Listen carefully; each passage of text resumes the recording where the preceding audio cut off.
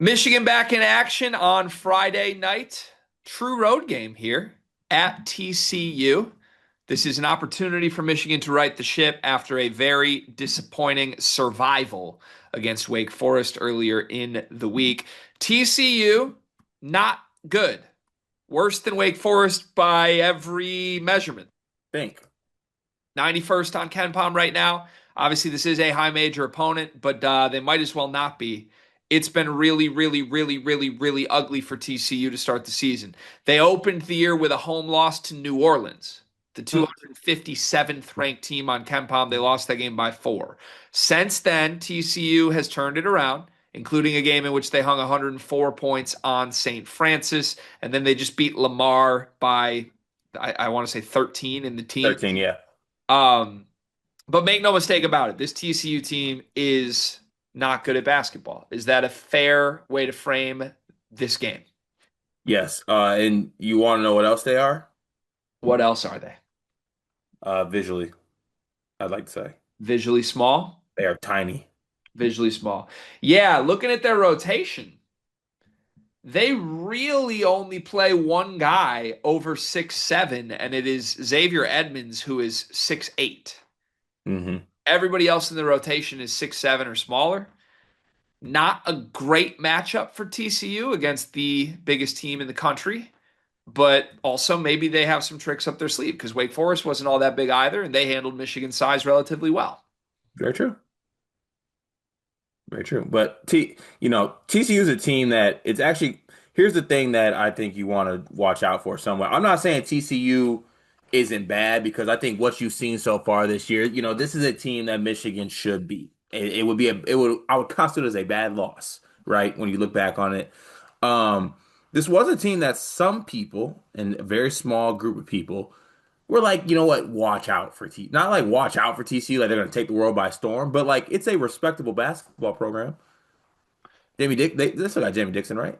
They do have Jamie Dixon, who is a coach. Yeah, so like respectable program, respectable coach. He's a coach, Yeah, Jamie Dixon is a person, and TCU is a program. and they're the Horned They Frogs. are a Big 12 team with a coach. Yes, That that scares about me. does it. Predictions? I mean, well, that scares me. I mean, I think you get where this is headed. I'm excited to see another Michigan game. I want another chance quickly, right? Just as a fan, where am I at on this? I would rather. I wish they had a game the day after Wake Forest.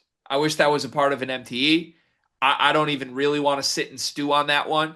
I want to see if Yaxel responds. I was ready for 40 more minutes the moment overtime ended.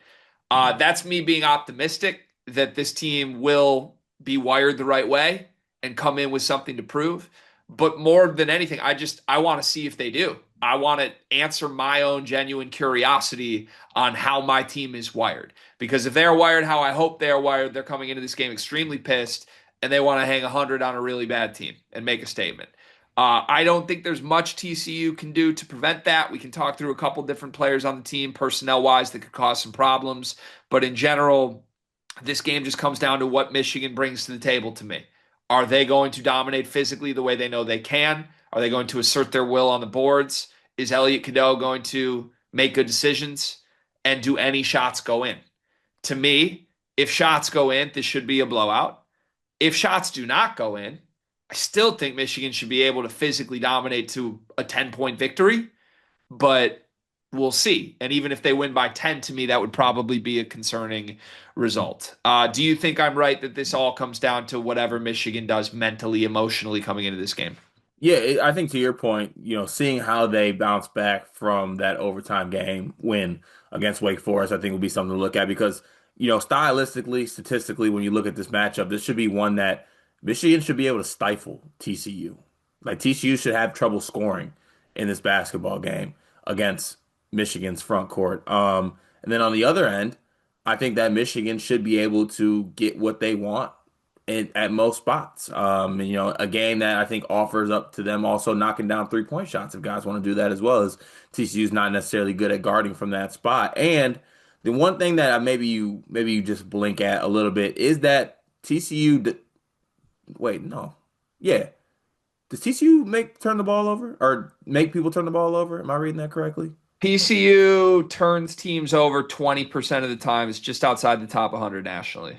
Okay, so not, I mean, really, this should be a game that I think Michigan wins pretty comfortably, and I think it would help get rid of the taste of the Wake Forest game if you win this one comfortably. And also, above anything else, you got to be dying for a good Yaxel performance. Yep, that's the number one thing I want to see for sure. Like zero hesitation on anything, even more so than shots go in.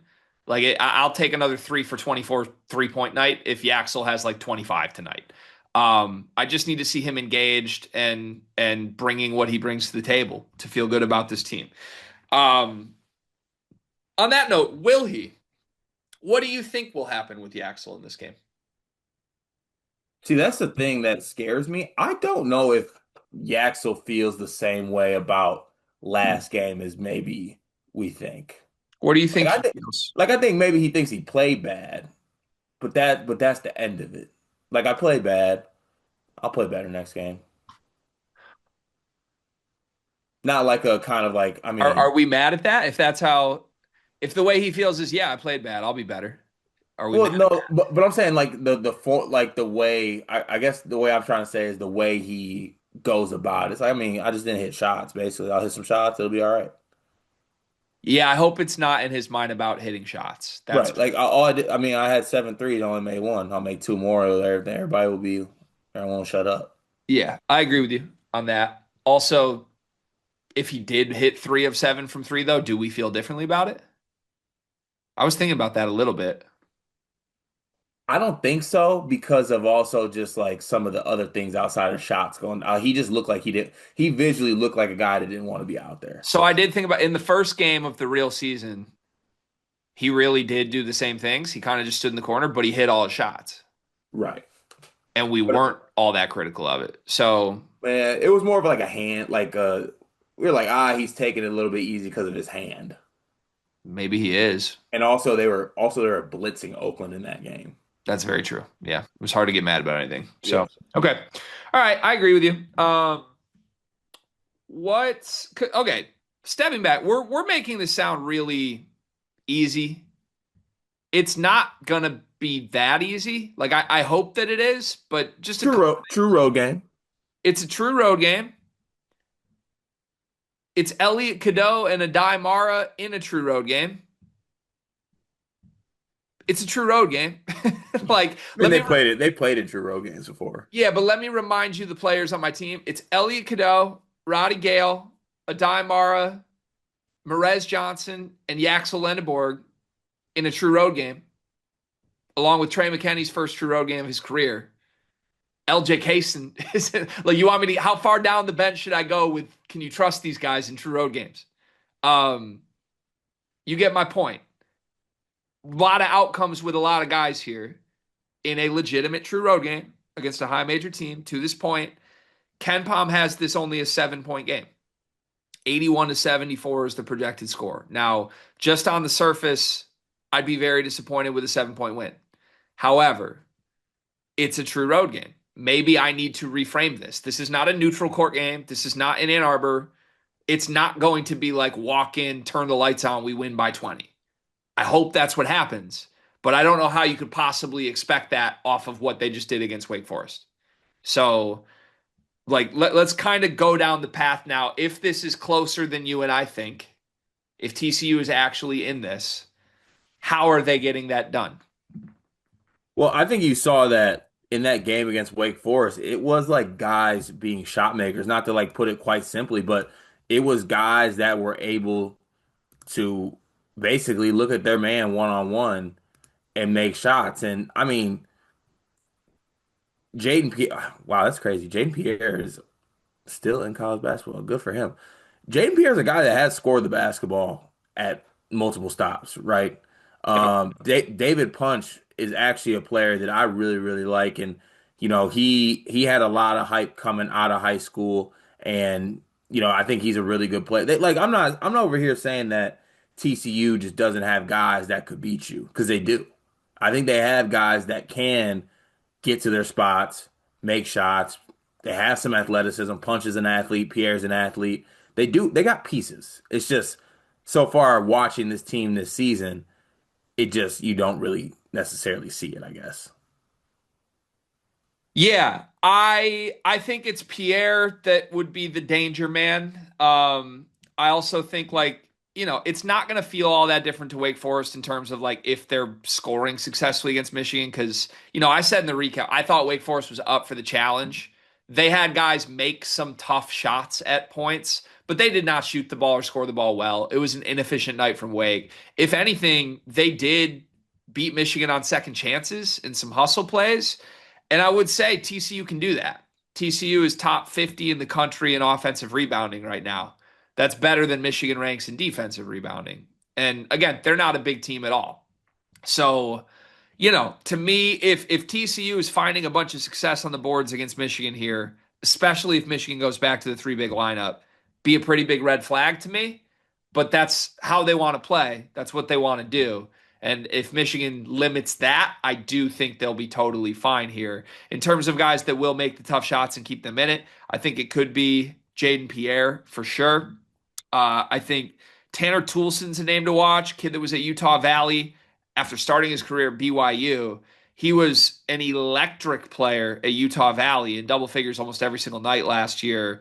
Only playing 18 to 14 minutes a game. It's fluctuated, but had a KenPom MVP off the bench in their first win of the year. He had 25 points. Yeah. So there's a couple guys that can fill it up. Both those guys are going to be much smaller than their matchup from the Michigan side. So to me, just take some pride defensively, take care of the basketball, and you can overwhelm this team. Yeah, I mean they currently got six guys in double figures, Yep. so they spread around a little bit. Also, shout out to Brock Harding.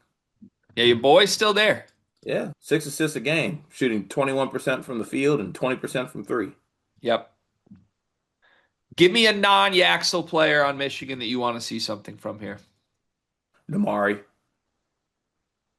Okay. Just make shots with him or Yeah, just like I mean, what coming off a 16-minute game, did make shots. it does feel like that's going to be his role on this team though to me. If he's missing shots, he's just on the bench. Yeah, well, I want to see him. I would like to see him make. Okay. But it's mainly Yak, so that's really all that matters. Okay. I need better minutes from McKenney. I need better minutes from McKenney. Otherwise, I am going to be frustrated that we're experimenting so much with McKenney. Do we get Winters minutes in this game? Probably not. Damn, Probably not. Maybe we get more Winters highlights, though. That would be fun. special. And as a secondary attachment, this is how I'm always going to watch my team, but I'm watching Merez closely in this one. I thought Merez was pretty bad on the scale of what Merez is capable of last game. People will clown me for this. I think Merez is capable of doing better with the basketball in his hands than he did last game. And I think Michigan is trying to give him what he wants, play him on the perimeter at times, play him off of Mara, hit him in the short roll and have him make decisions. He had 3 turnovers last game. It was bad. All his plays were dump offs. So I'm watching that because I have seen it in the exhibition games against Oakland. Merez has made skill moves with the basketball that are good. He was terrible against Wake Forest. And again, against a smaller team, I would like to see him play really well alongside Mara. I do not want to see more of this where it's like it's Mara's front court. What is Merez's role here? Yeah, I feel that. All right. Should we get to predictions? You got anything else on this? No, I think I'm good. Okay. Like we said, Ken Palm has Michigan by 7, 81 to 74 on the road. What do you have? I'm moving some things around so I can max out my account for 7. I'm gonna take Michigan 95, TCU 72. I'll take Michigan by 3. I think they miss all their shots again. So who's I, on the recap with me? I'll be here. I'll be here all year. With a 3-point win? I'll be here all year. I I don't know. think I don't know if I can do that. I'll be here all year. I think I think it's a lot of the problems that happened against Wake are going to be real in this game. Is this a challenge? Is this a banner game? No, No it frog. should be. TCU came to Ann Arbor last year, so maybe there'll be a logo there. Get the banners ready. Be crazy. Last question: who starts? Do they do the three big lineup again? I want to say yes. I have a feeling it changes immediately. And it's what? Cadeau, Namari, Gale? I don't know. I mean, you don't know. I think it's 50-50 that he might move Merez to the bench. I think it's 50-50 that he might move Yaxel to the bench. What are your thoughts on third game of the year, third different starting lineup? I think it's a trait of Dusty basketball. He did that at FAU at times. Last year, I think we had like nine different starting lineups. Um, I mean, Gale was benched seemingly seven times last year. So yeah, I think you'll see a lot of different lineups throughout the year for Michigan. The question to me is, I mean, the three big thing did not work. So we can go back to it because we feel we should. Fine. I think we're going to see it less in general anyway. But to me, Dusty sent a message to Yaxel at the end of last game. He benched him. Yaxel didn't come back in the game and do anything. Is there still a message that needs to be sent? Mm. If so, that you bench Yaxel, and if not, um, I mean, if they wanted to fix the three big thing, then you would move Merez to the bench. So we're benching $4 million. I'd rather see him do that than Merez. That's fair. And That's I fair. can also, I'm telling you, as I sit here right now, that's what I hope happens, as crazy as that sounds. I don't want the three big thing again, and I don't want Merez on the bench. What a season so far. But I want Yaxel getting 32 minutes off the bench though. Just he don't get to go through like warm ups and like do the handshakes. He don't get to do that. I want a 25-point victory because I want to see you again. I'm here. What do you mean? No, but I'm saying like post Oakland was peak you. Yeah, I mean it was such a distraughtful performance for me that I like tried to redo my hair. Yeah. Yeah. So like I need a 20-point win. I don't think you're gonna get it, but we'll see.